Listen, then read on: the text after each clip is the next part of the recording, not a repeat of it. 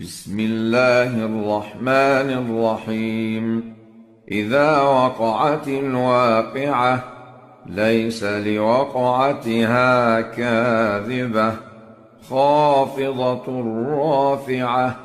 إذا رجت الأرض رجا وبست الجبال بسا فكانت هباء منبثا. وكنتم أزواجا ثلاثة فأصحاب الميمنة ما أصحاب الميمنة وأصحاب المشأمة ما أصحاب المشأمة. والسابقون السابقون أولئك المقربون في جنات النعيم. ثلة من الأولين وقليل من الآخرين. على سرر موضونة متكئين عليها متقابلين. يطوف عليهم ولدان مخلدون بأكواب وأباريق وكأس من معين. لا يصدعون عنها ولا ينزفون. وفاكهة مما يتخيرون ولحم طير مما يشتهون. وحور عين كأمثال اللؤلؤ المكنون جزاء بما كانوا يعملون. لا يسمعون فيها لغوا ولا تأثيما إلا قيلا سلاما سلاما. وأصحاب اليمين ما أصحاب اليمين في سدر مخضود وطلح منضود وظل ممدود وماء مسكوب وفاكهة كثيرة لا مقطوعة ولا ممنوعة وفرش مرفوعة. إنا أنشأناهن إنشاء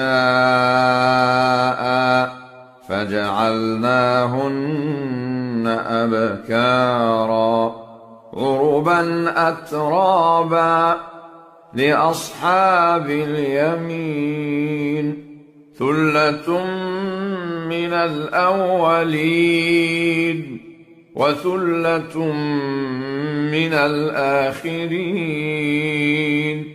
وأصحاب الشمال ما أصحاب الشمال في سموم وحميم وظل من يحموم لا بارد ولا كريم. إنهم كانوا قبل ذلك مترفين وكانوا يصرون على الحنث العظيم. وكانوا يقولون أإذا متنا وكنا ترابا وعظاما أإنا لمبعوثون أوآباؤنا الأولون. قل إن الأولين والآخرين لمجموعون إلى ميقات يوم معلوم ثم إنكم أيها الضالون المكذبون لآكلون من شجر من زقوم فمالئون منها البطون فشاربون عليه من الحميم فشاربون شرب الهيم هذا نزلهم يوم الدين نحن خلقناكم فلولا تصدقون أفرأيتم ما تمنون أأنتم تخلقونه أم نحن الخالقون نحن قدرنا بينكم الموت وما نحن بمسبوقين على أن نبدل أمثالكم وننشئكم فيما لا تعلمون ولقد علمتم النشأة الأولى فلولا تذكرون أفرأيتم ما تحرثون أأنتم تزرعونه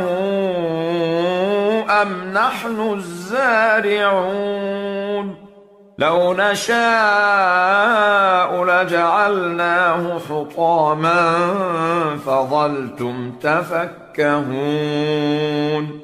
إنا لمغرمون بل نحن محرومون أفرأيتم الماء الذي تشربون أأنتم أنزلتموه من المزن أم نحن المنزلون لو نشاء جعلناه أجاجا فلولا تشكرون أفرأيتم النار التي تورون أأنتم أنشأتم شجرتها